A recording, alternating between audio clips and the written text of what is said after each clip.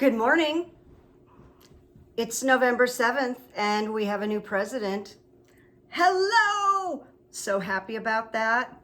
President-elect Joe Biden and his VP, Kamala Harris, the first female vice president ever. I am so happy. And if you're watching this site, you probably are too, because this is My Left Ear. It's a Biden-Harris site. Started a little over a month ago. It's going really well, having a good time. I'm just going to lean forward, make sure we are recording. And these opinions are my own.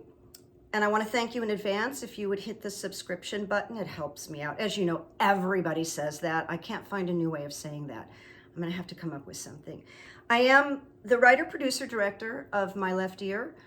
Carrie Freeman, if I didn't say that. I'm a little fatootzed right this minute because I just recorded the whole presentation and it only took 5 minutes of it. So if I seem a little off center, it's because I'm doing this again and hoping that I capture everything that I did the first time.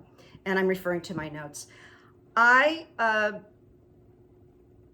It's called My Left Ear because I access psychic information from the left side, and it's not audible. I just get sentences, I get answers from this side, my left ear.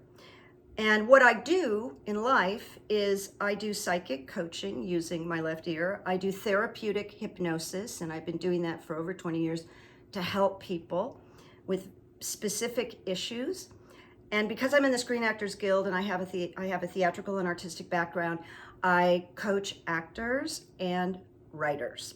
So that's it. And if anybody wants to email me with any questions or wanting information, email me at carriesleftear@gmail.com. CARRIES leftear@gmail.com. Okay, on with the information. The Senate.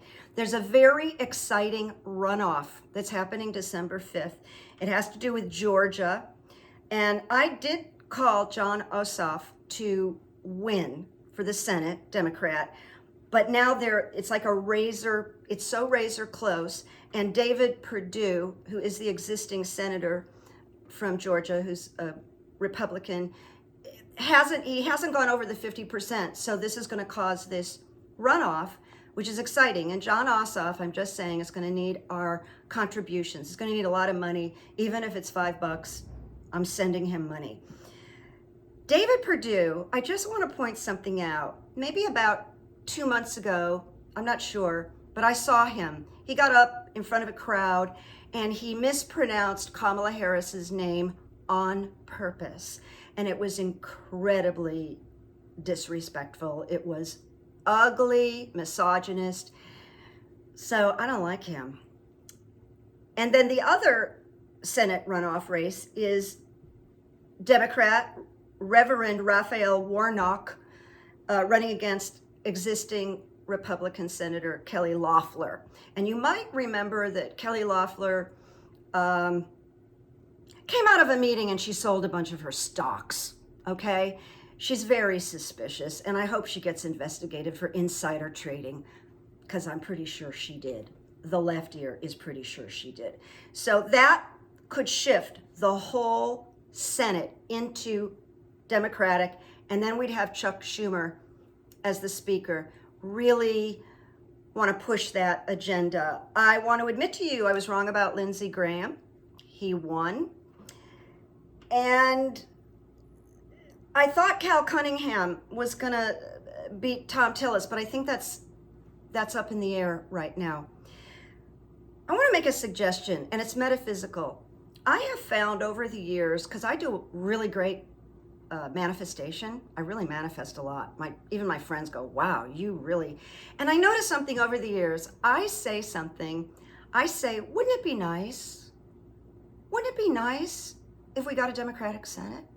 Wouldn't it be nice if Jon Ossoff and Raphael Warnock won? Wouldn't it be nice? So I want to ask you all to just walk around and just keep saying that. Wouldn't it be nice if we won the Senate? Wouldn't it be nice if Mitch McConnell left? Wouldn't it be nice? It's a really cool little phrase, like the Beach Boys song. Wouldn't it be nice? I love the Beach Boys. All right, on to, I told you about wouldn't it be nice. I'm looking at my notes here. Biden has won, and I did predict this, Wisconsin, Michigan, Arizona, Nevada, Pennsylvania. I was wrong about Texas. And I also said in one of my videos, maybe number 5, that I did not believe there would be a landslide. I just didn't see it. There was not a landslide. This was kind of painful. And Georgia is uncertain right now. Georgia, the state, is uncertain. But it doesn't matter because we have our president-elect. The stimulus, I'm going to tell you, it's still coming. I'm not wavering from this. And in fact, yesterday, I read or heard that Pelosi and McConnell are back talking about the stimulus because the head of the Federal Reserve has put out a very strong message to them that they must come up with a stimulus. And of course, this has to do with our whole bleeping economy. They really do. People are not going to spend money. They've been waiting 32, 34 weeks for this stimulus. So it's coming finally. And now to a few comments. Something disturbing has happened. There's a woman who's an administrator in NNSA, which oversees the development and maintenance of nuclear weapons. And she just resigned. This makes me very uncomfortable. She resigned like right in the middle of the election. She has a job that has to do with nuclear weapons. Now, she doesn't make those kinds of decisions, but she is in charge of the development and the maintenance of the weapons. I feel, my left ear feels, that she was asked to do something compromising that she did not want to do. And I also feel that Donald Trump is spending time thinking about some nasty, dastardly deeds, toxic things he can do. And when I hear the word nuclear, my ears perk up. Now, do I think we're safe? Yes, I think we're safe. My left ear thinks we're safe, so this is not meant to panic. I'm just saying something's going on here, and we'll just have to see. It's very, very suspicious. Now, along with this woman who resigned, 2 other people in that same department got fired. All right? Just like yesterday. On to Trump's threat to barricade himself in the White House or the Oval Office, which came out of a Vanity Fair article where they said he's signaling. The president is signaling. And that's all he was doing. He's just been having tantrums. And when he said that, he was probably 3 years old. I'm gonna lock myself in my room. I don't think he will. He's gonna go through all kinds of changes because of this loss. He doesn't have anything in his background to help him deal with this because his father always saved him, and this is the first time nobody is saving him. It's really extraordinary. So the other thing is just to mention, I am expecting Pete Buttigieg to get a real great invitation into the cabinet. He could be chief of staff. He could be Secretary of State. And I know he seems a little young, but he has all this veteran combat experience, and he speaks a lot of languages, like 6 or 7. Seriously? And he's a master communicator. I do not think it's impossible, but look for Pete. And then it's going to be a great cabinet. The staffing is going to be phenomenal. I think we might see some people from the Obama era. I would love to see Valerie Jarrett back. A lot of people. I'd love to see Preet and Sally from the Justice Department. Sally Yates. Thank you, Sally Yates.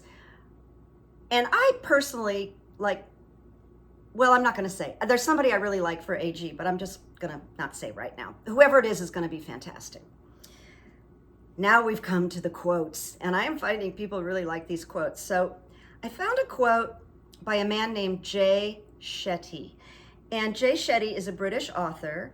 He's a former monk, and he wrote a book called Think Like a Monk, and he also is a purpose coach, a wise man.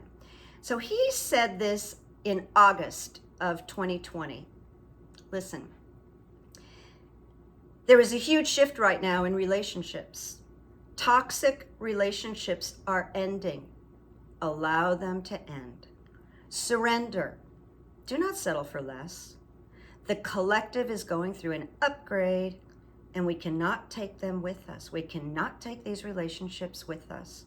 We cannot carry this baggage any longer. That feels like politics and Trump, but it also feels like things that might be going on in your personal lives. I know there's been a little bit of a thinning in my life. COVID has sort of started to separate the men from the boys, the true friends, so on and so forth. Interesting time. And then there's one more quote. It's very short. I think you're going to like it. It's by Mario Cuomo, governor of New York. Here's the quote. Campaign with poetry, govern with prose. Campaign with poetry, govern with prose. Isn't that great? I think Joe Biden has done that. I think he campaigned with some poetry. And the other part of him is going to govern with prose, because he's a practical guy. He's a problem-solving guy. And he is bringing in the most incredible staff. And we just wait and see what that surprise is. Although I tell you, he knows. He has it all planned right now. He knows exactly who's coming into the White House to support him and work with him. It'll be very exciting. More to come, people.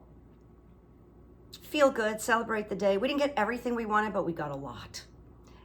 And all those toxic people, I should have made a list. I have a list that I put on Twitter that need to go, that are in the Trump camp.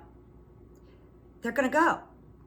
We're going to get rid of Bill Barr, Pompeo, McEnany, so many people. Stephen Miller, the little Nazi, all the Trump kids. They're going. In fact, they're in deep shock right now. So I say goodbye for today. Enjoy the day. Breathe deeply. And don't forget, wouldn't it be nice if we won the Senate? Make peace, make memories. Talk to you soon. Bye-bye.